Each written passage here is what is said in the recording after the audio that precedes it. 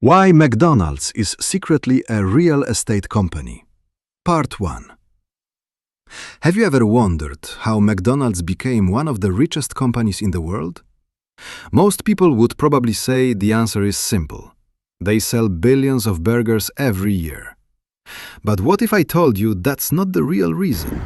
In fact, one of the biggest secrets behind McDonald's success has almost nothing to do with burgers, fries, or soft drinks. Behind every famous golden arch is a business strategy so powerful that it completely changed the fast food industry forever. Today, we're going to uncover the secret that most customers never notice. And once you understand it, you'll never look at McDonald's the same way again. Let's begin.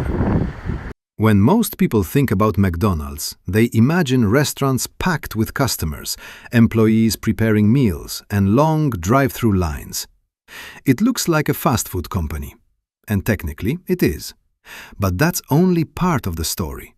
Because McDonald's doesn't just sell food. It controls something much more valuable: land. To understand why this matters, we need to go back in time. The first McDonald's restaurant was opened in California by two brothers, Richard and Maurice McDonald. They created a revolutionary system that allowed food to be prepared much faster than traditional restaurants. Their idea was simple: serve fewer products, prepare them quickly, keep prices low. Customers loved it. The restaurant became incredibly successful. But despite creating an amazing business, the brothers never dreamed of building a worldwide empire. That changed when one man walked through their doors. His name was Ray Kroc. At the time, Ray Kroc wasn't a billionaire. He wasn't even famous. He was a salesman who sold milkshake machines. One day, he noticed something unusual. A small restaurant had ordered several of his machines at the same time. Curious, he decided to visit. What he saw completely changed his life. The restaurant was efficient. Customers were happy. Food arrived in seconds. Ray immediately realized this idea could work across America. He convinced the McDonald brothers to let him expand the business through franchising. At first, everything seemed perfect. New restaurants opened across the country. The McDonald's name became more popular every year. But Ray Kroc soon discovered a huge problem. Selling franchises wasn't making enough money. Restaurant owners kept most of the profits. If McDonald's wanted to become one of the biggest companies in the world, something had to change.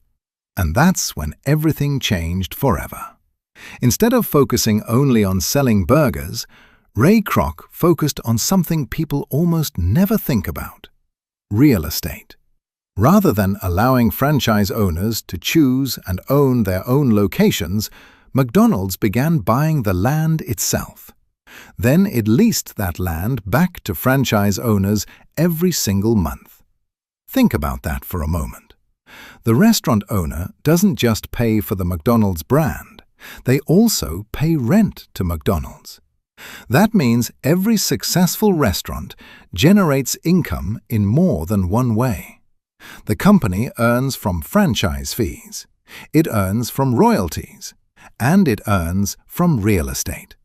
Thousands of locations paying rent every month creates an incredibly powerful business model. That's why many business experts say McDonald's isn't just a restaurant company. It's one of the biggest real estate companies in the world that also happens to sell burgers. This strategy gave the company something incredibly valuable: control. As property values increased over time, the value of McDonald's assets also increased. The restaurants attracted customers, but the land quietly built long-term wealth. It's a business model that most people never notice, and yet it's one of the biggest reasons why McDonald's became a global giant.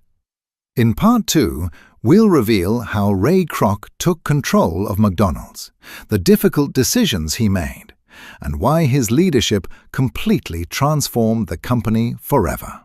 If you enjoyed this video, subscribe to Money Decode and join us as we uncover the business secrets behind the world's biggest companies.